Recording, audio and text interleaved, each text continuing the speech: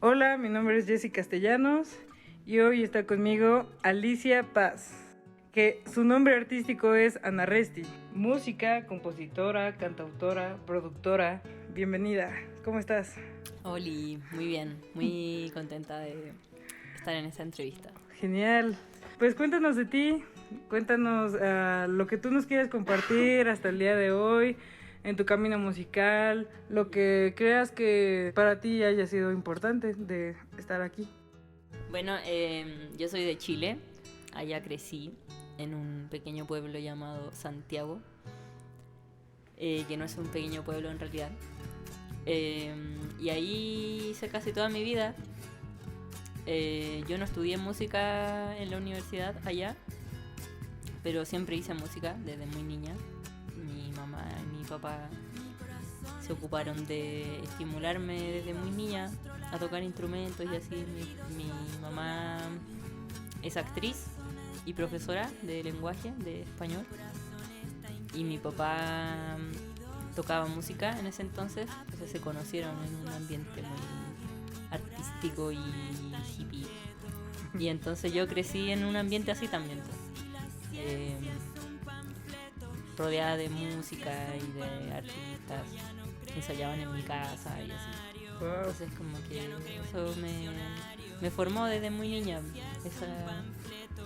Cuando mi hermano cumplió como 5 años o por ahí, quizá un poquito más grande, mi mamá compró un piano en la casa.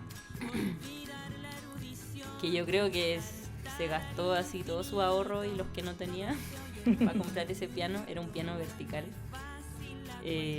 muy hermoso. Y entonces mi hermano empezó a ir a clase de piano y yo también. Y poquito después yo empecé a ir a clase de violín. Wow. Entonces empecé a tomar clase de violín como a los 6, 7 años. Y así luego toda la vida en realidad hice música, siempre. Luego la guitarra. Y ya cuando estaba un poco más grande, a los 19, empecé a tocar el bajo. Entonces ahí estudié en una escuela de música popular en Santiago, centro, que se llama Taller Popular Merquén. Y ahí conocí la música latinoamericana y me enamoré de todas sus variantes, su folclore. Porque hasta entonces siempre había sido muy académica mi formación, o como intuitiva, como los dos extremos, como muy académica en un inicio y luego muy YouTube, como sacar canciones y lacuerda.net y así. Y cuando entré a estudiar en esta escuelita, conocí esta otra música y un acercamiento más que no dejaba de ser formal, pero no era esta cosa como tan empaquetada y tan Muy predicha, rígido, ¿no? tan regida de la academia. Entonces era como leer un chart y Sí. yo hacer una línea de bajo. Sí. Entonces por primera vez como crear cosas, aunque sea pequeñas, así crear una línea de bajo para una canción, escuchar muchísima música. Y ahí estuve varios años, como 4 o 5 años yo creo, tocando música en ese taller. Y luego me fui a vivir a Chiloé, que es una isla al sur de Chile. Y ahí fue cuando empecé a hacer canciones. Antes había tenido así como unos pequeños acercamientos a la composición, pero realmente cuando viví allí fue cuando trabajaba de pastora en un campo así agroecológico. Y no hablaba con nadie, mis amigas eran las ovejas. Y entonces realmente me empecé a volver un poco loca, como de no hablar con nadie. Con las ovejas. Y hablar con la oveja y como pensar mucho, pensar muchas cosas, desencantarme de muchas cosas también. Eso coincidió con una especie de crisis existencial, Claro. en que me desencanté de muchas de mis creencias. Y entonces empecé a hacer canciones, empecé a escribir décimas. Wow. Ya en ese entonces me gustaba mucho la música mexicana. Wow. Y entonces hacía como mi intento de son, pero así todo muy muy chafa porque no tenía ni los instrumentos ni nada, pero así a mi manera, haciendo décimas y cosas así. Empecé a hacer canciones. Pasó el COVID, entonces volví a Santiago y empecé a estudiar programación. Y entonces por primera vez en mi vida tuve dinero y dije, bueno, ahora tengo dinero, voy a ir a México. Wow. Y entonces vine a México porque ya llevaba varios años pelando el cable, como dicen allá en Chile, como clavada con México y con la música mexicana. Y ya había tenido la oportunidad de venir aquí por trabajo, justamente me habían invitado a venir a la Ciudad de México y me quedé con muchísimas ganas de conocer más. Wow, qué lindo. Y entonces volví a México sin plan de quedarme, en verdad. Yo venía como a turistear. O más que a turistear, a conocer, como a, no sé, a escuchar música, a conocer gente, a conocer lugares, a vivir un poco cómo era la vida aquí. Y en el camino me encontré con esta escuela donde estoy estudiando ahora y me decidí quedar. Entonces ahora estoy estudiando composición en CCM, que es donde acabo de conocer a mi... Bueno, no la acabo de conocer, pero donde conocí a mi entrevistadora. Muy felizmente. Qué hermoso, Alicia. ¿Tienes algún momento en el que tú hayas sentido, me quiero dedicar a esto, quiero ser parte como de el movimiento musical que incluya parte de mí, parte de mi creatividad?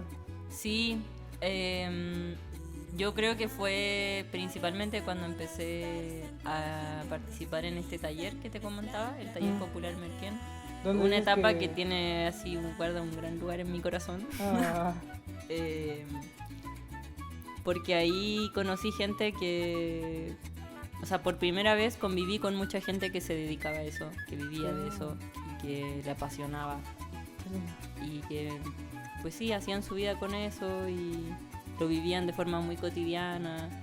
Y entonces era un círculo de gente donde la música era como comer, no sé, no es como, no sé, no hay un día en que uno no respire o un día en que uno no coma. Sí. Y en esos círculos era como, no hay un día en que no toque o no escuche una canción nueva o no escuche música o no hable de música. Sí. Como por primera vez me sentía parte de una comunidad donde la música era como así, como comer o como respirar. Sí. Y entonces ahí empecé a decir, yo quiero hacer esto para siempre. Wow. Pero sí, me tocó igual, de alguna manera me pesó también en ese momento la misma expectativa de mi carrera, de lo que yo estaba estudiando, porque yo decidí no estudiar música cuando salí del colegio. Yo me formé en un colegio súper competitivo y donde como de excelencia, donde estos valores así de ser un aporte a la sociedad eran como muy presentes. Muy importantes. Ajá, ¿no? Entonces medio que me lavaron el cerebro desde muy niña de que yo tenía que ser una persona que aportara a la sociedad de alguna manera. Sí. Entonces con esos valores republicanos tan fuertes, yo amaba la música, pero sentía que era muy frívolo estudiar música. Cuando tenía 17, 18 años, sentía que era como quitarle algo lo humano, como muy egoísta. Yo decía como se está acabando el mundo y yo voy a hacer canciones, como no esto está mal. ¿Cómo va a aportar esto? Ajá, yo necesitaba sentir que estaba aportando al mundo de alguna manera. Tenía ese peso sobre mi cabeza, de que mi intelecto tenía que servir a un propósito superior y así a la sociedad, no sé, una bola igual para una cabra chica de esa. Sí, claro. Pero bueno, lo creí y luego cuando entré a la universidad medio que se me reafirmó porque entré a una universidad que justo refuerza todos estos valores ciudadanos de ser un aporte a la sociedad. Es como la Universidad de Chile es como la UNAM de allá, no sé, la Universidad del Estado y bla, y como que tenés que ser un aporte a la sociedad y así. Y entonces yo me sentía súper comprometida con eso, conmigo y con la expectativa social, como de estudiar una carrera que supuestamente iba a ayudar a que el mundo no se acabe tan rápido. Entonces, a pesar de que amaba la música, sentía que no podía dejar eso otro a medias. Y entonces yo pensaba siempre, cuando termine de estudiar, voy a estudiar. En ese momento quería estudiar con trabajo, porque ya estaba tocando el bajo eléctrico, entonces decía, no, yo voy a salir de esta ingeniería y voy a estudiar con trabajo. Pero luego cambiaron muchas cosas, se me fueron dando otras oportunidades, me salió este trabajo de pastora, que era como, bueno, no era oficialmente un trabajo de pastora, eso fue siendo más extraoficial, pero el trabajo oficial era como estar en este centro de investigación, que es un lugar muy chido allá, como reconocido en la agroecología, y entonces me costó siempre separarme de esas expectativas de como de ser un aporte a la sociedad. Sí. Y esta visión, ¿no? y esa visión también conservadora del arte, de que el arte es como, de que está la gente que hace cosas por la sociedad y están los artistas. Sí, sí, sí. Y que como que los artistas son, no sé, algo prescindible o algo de lujo, o algo como para los privilegiados. O que no necesariamente tenga algo que aportar, ¿no? Sí, como que es un entretenimiento y así. Ajá, sí. Sí, se me fueron dando cosas en un camino siempre donde la música siempre estaba, pero siempre era como algo que hacía yo por mí. Claro. Mientras, como que estaba salvando el mundo en mi fantasía y en mi tiempo libre de salvar el mundo podía irme a mi choza a hacer canciones sobre las ovejas. Qué lindo. Y entonces, sí, siempre fue así. Y finalmente cuando ya renuncié a todo esto, creo que fue durante el COVID, cuando ya tuve mucho tiempo de pensar mucho y de decidir qué realmente yo quiero. Y entonces decidí aprender algo que me permitiera trabajar lo menos posible. Llegué a esa conclusión como, güey, yo quiero trabajar lo menos posible. Puedo no trabajar, mejor. Ideal, pero sí. Como no es posible porque no soy millonaria ni heredera, voy a elegir algo donde me permita divertirme y trabajar lo menos posible. Y entonces así aprendí a programar. Y entonces por primera vez en la vida, cuando encontré trabajo en eso, fue como, ya, puedo hacer lo que yo quiera.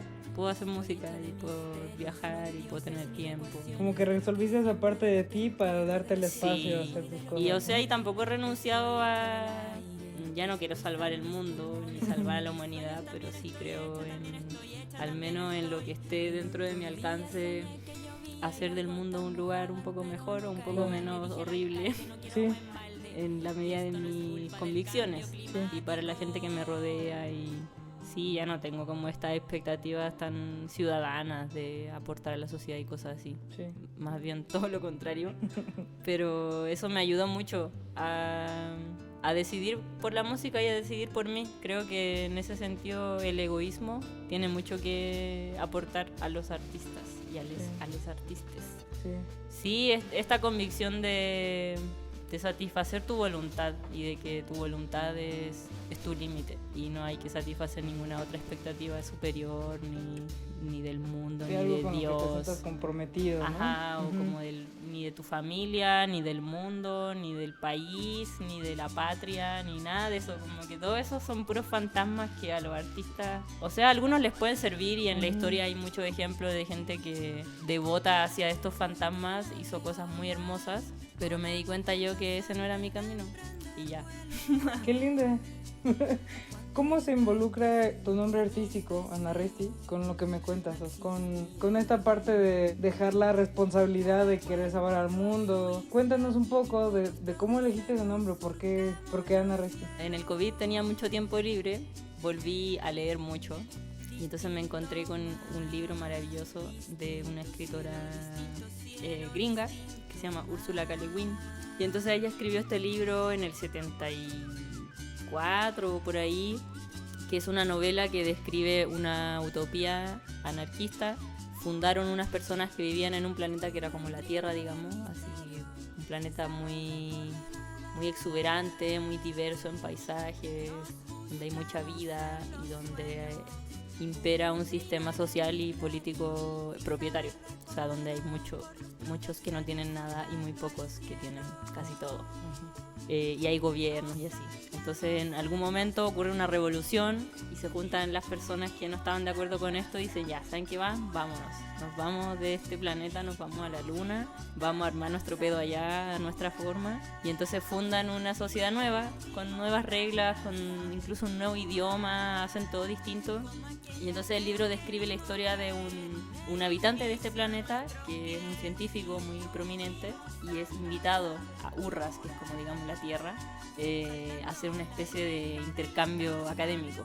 Y entonces es muy bonito porque es como la perspectiva de un alien que viene de un planeta diferente, donde todo funciona muy diferente, y llega a la Tierra y ve todo el desmadre que hay, pues, o sea, desde la desigualdad entre los géneros, como que no entendía por qué las mujeres eran inferiores, no sé, las diferencias de clases, todo eso. Y entonces, bueno, me enamoré mucho de esa novela en ese momento y decidí ponerme ese nombre como... que en realidad no es un nombre, es un gentilicio. Es una denominación de un lugar de donde uno viene. Y entonces es como una fantasía, porque en el fondo yo sé que no soy Ana Resti, yo soy más Urrasti que Ana Resti. O sea, yo nací en un planeta propietario, la sociedad propietaria me habita, aunque la niegue todo el tiempo, aunque intente negarla todos los días y trate de practicar en lo más posible su negación. Sé que hay valores de esa sociedad que están por sobre mí, que yo los practico y los replico. Entonces ese nombre es como un juego al final, como un juego conmigo y una invitación y la oportunidad de contar esta historia y recomendar el libro cada vez que me preguntan por qué me llamo así. Y ya. Qué lindo. Sé que mucho de lo que hacemos viene... Entonces, cuando llegaste a México, ¿fue cuando empezaste, te dedicaste a hacer lo que fueron como tus primeros sencillos? No exactamente. Bueno, yo empecé a hacer canciones como el 2019, por ahí, 2018. Y entonces tenía amigos que estaban incursionando en la producción y cosas así, me ayudaron a hacer maquetas. Luego yo misma hice algunas maquetas. También empecé a jugar ahí con los DAWs y con los micrófonos y así. Pero todo en un plan más así, muy artesanal. Okay. Y luego a fines del 2020 dije ya, voy a grabar un disco bien. Ya tengo varias canciones, voy a elegir algunas. Y tenía un amigo productor muy hábil, en quien confío mucho, Pablo Contreras, que lo conocí justo en este ambiente del Taller Popular Merquén. Él fue productor de varios amigos, de bandas y así. Y me gustaba su trabajo y confiaba en él, y entonces fui donde él y le dije, mira, tengo estas canciones, me gustaría hacer algo con ellas, grabarlas. ¿Qué opinas? Y me dijo, sí, vamos. Yo para entonces ya había ahorrado algún dinero con mi trabajo y así, entonces como que me lo pagué, no tuve que pedir. Y empecé a grabar en el verano del 2021. Entonces estuve grabando con este amigo, él también fue muy visionario. Realmente un muy buen productor. Me guió mucho, me ayudó con varias decisiones de la realización y así. A pesar de que la mayoría de las canciones ya estaban como bien hechas, en como... Pensadas, ¿no? Ajá, bien pensadas, o sea, no era como... Estaba la mayoría bien delineadas hacia dónde querían ir, pero él también me ayudó con varias decisiones. Y entonces luego yo en mayo me vine a México. Terminé de grabar casi todo y luego me vine. Y entonces cuando yo estaba acá empezó un trabajo más a distancia, como de las mezclas. O sea, él hizo todo, pero era una retroalimentación conmigo, entonces me mandaba cosas, yo le hacía comentarios y así. Me tocó grabar, sí, un par de cosas. Un bajo lo tuve que grabar aquí en México. Y entonces me demoré un buen. Después estuvo listo el máster y yo me demoré harto porque soy torpe igual con la cosa de las plataformas, entonces me demoré un montón en elegir qué distribuidora, porque todo es súper burocrático además en esa cosa de las plataformas, no es como que tú puedes llegar y subir algo a YouTube, a Spotify. Sí. Y entonces como a fines del año pasado ya salieron los 2 sencillos, y a principios de este año, 2023, ya salió el álbum completo. ¿Cómo es el encuentro con tus canciones? ¿Cómo llegan a ti como del lado emocional? ¿Desde dónde escribes? A mí me encanta de tu música que son, o sea, las narrativas muy lindas. Bueno, suelo pensar mucho, como algo muy de mi naturaleza, y tengo como una especie de diálogo interno muy constante. La mayoría del tiempo hay una voz en mi interior, y que muchas veces verbalizo. O sea, yo ando mucho en bici, por ejemplo, Y andas y pensando. hablo sola, así, literal, hablo sola todo el día. Ajá. Y entonces luego hay veces en que plasmo eso escribiendo, así en un cuaderno, en un papel, o donde sea. Y luego entonces cuando quiero hacer una canción muchas veces vuelvo a esos cuadernos, o vuelvo a esos diálogos, o vuelvo a esas ideas que tuve en algún momento. Ese es un camino.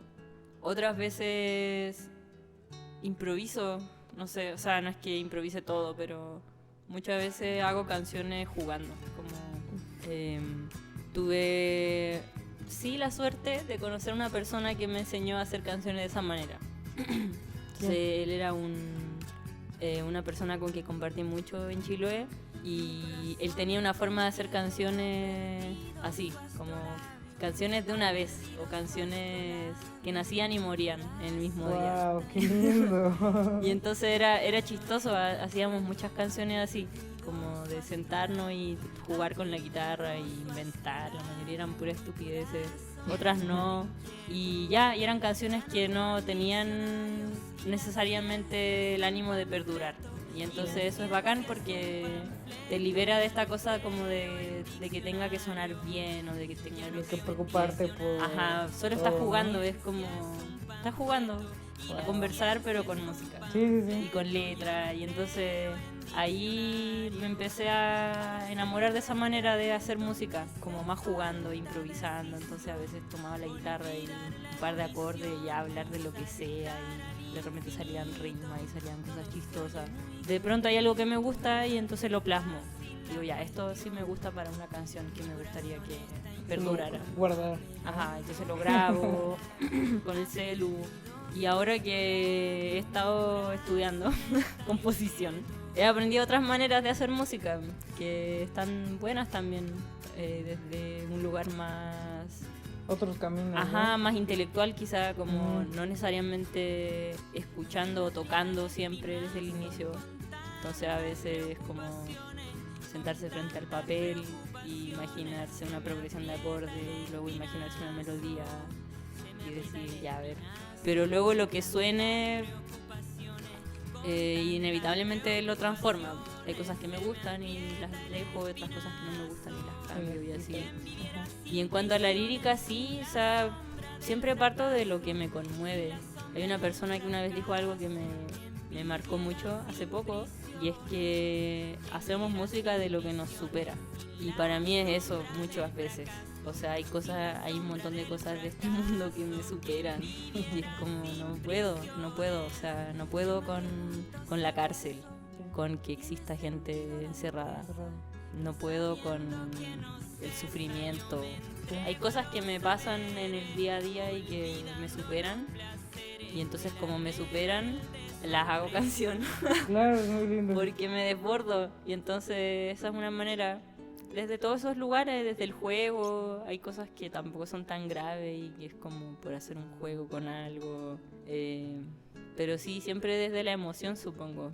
Creo que algo que no puedo hacer todavía, hacer canciones que no signifiquen nada Pero, para mí. sí, Como sí. que todo... Fuera de no estar jugando, ¿no? O sea, hasta eso tiene un significado Sí. en el sentido de que ese es el fin, el juego, y pasarla bien y reírme Sí. y ya. No digo que todo tiene que cambiar el mundo, o ser súper grave, o tener un mensaje político, no creo eso. Pero sí, no puedo hacer así como a una canción para... como a Así, ¿no? música para publicidad, por ejemplo. Esas cosas para mí están como en un plano que me cuesta mucho imaginarme haciendo algo así. Claro. No digo que no lo pueda lograr, Sí. no está en mi radar todavía el querer hacerlo, pero Sí. sí, es algo diferente para mí. Sí. Hablando sobre tu álbum de Anarresti, que se subió completo a plataformas y estuvo disponible al público ya en este 2023, ¿crees tú o se creó con un concepto, tal vez esto va ligado como a una etapa de ti? Yo creo que sí.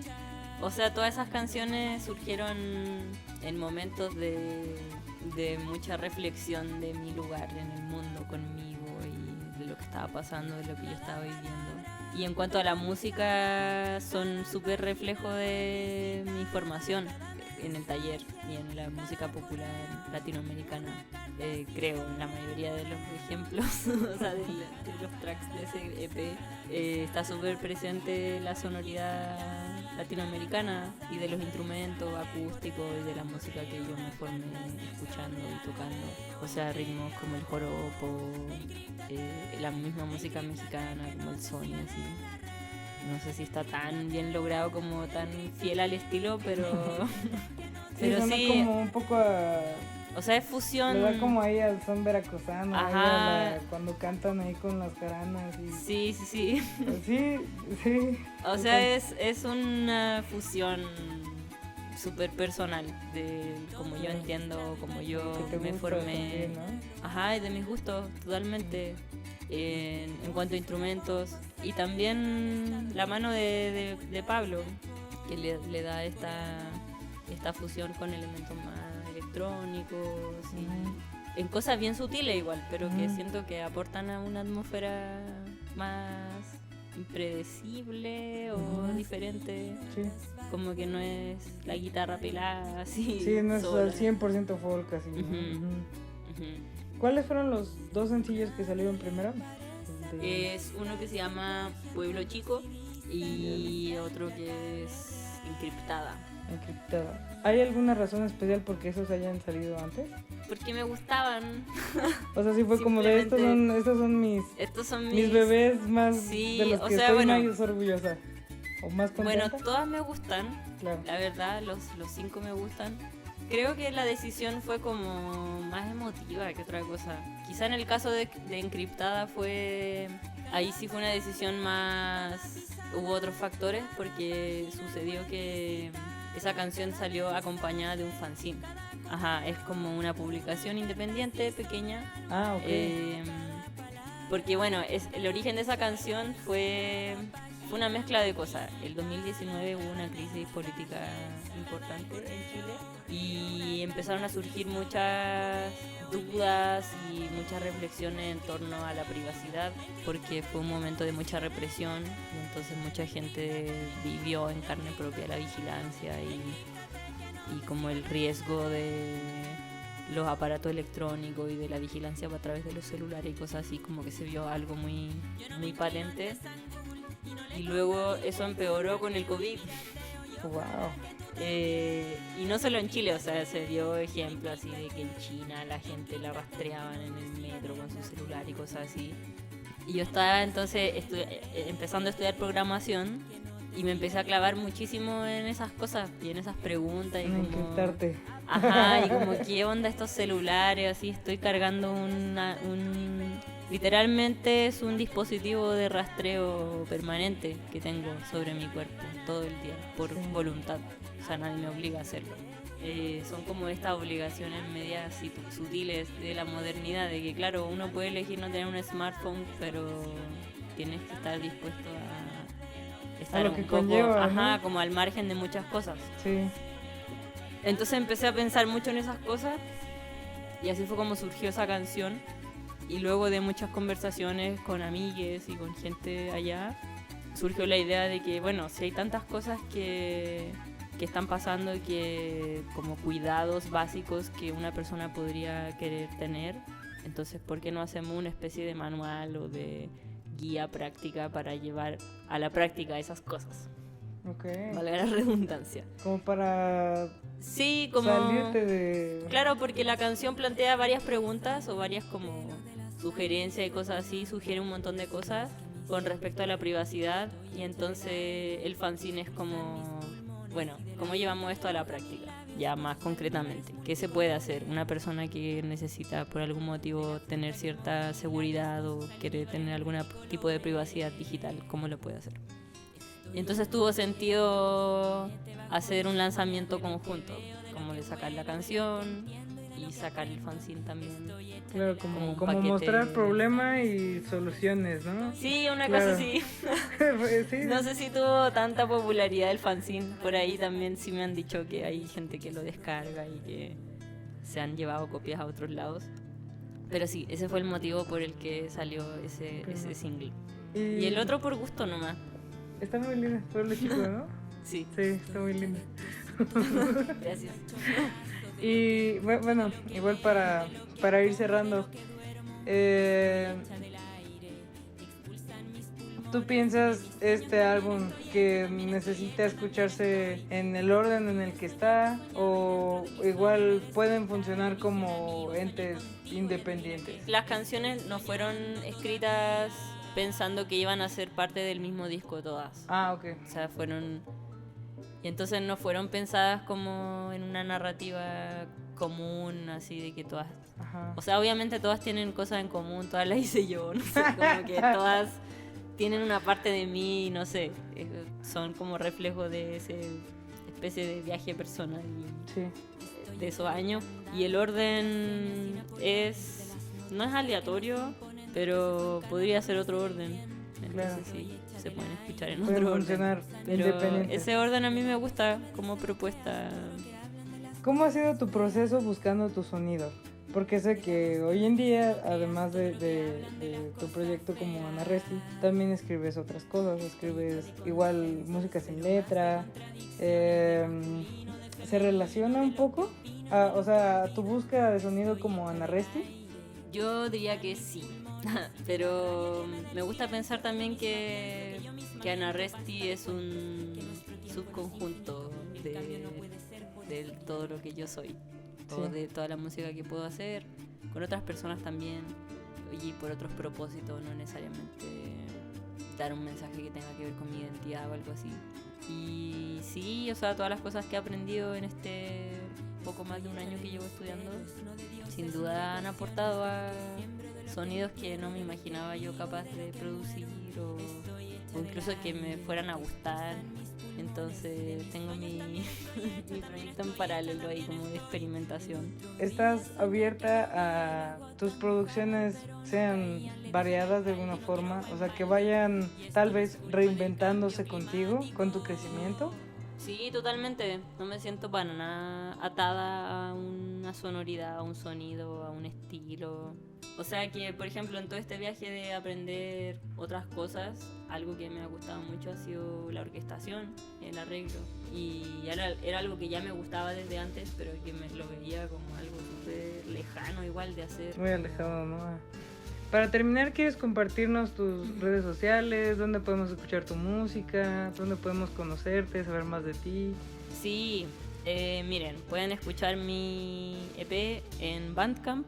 Lo tengo ahí gratuito o con aporte voluntario en anarresti.bandcamp.com. Anarresti es con doble N y con doble R. Y con ese mismo nombre me pueden buscar en SoundCloud. Así que ahí están mis dos facetas más producida y más formal, y la otra más rarita y más artesanal.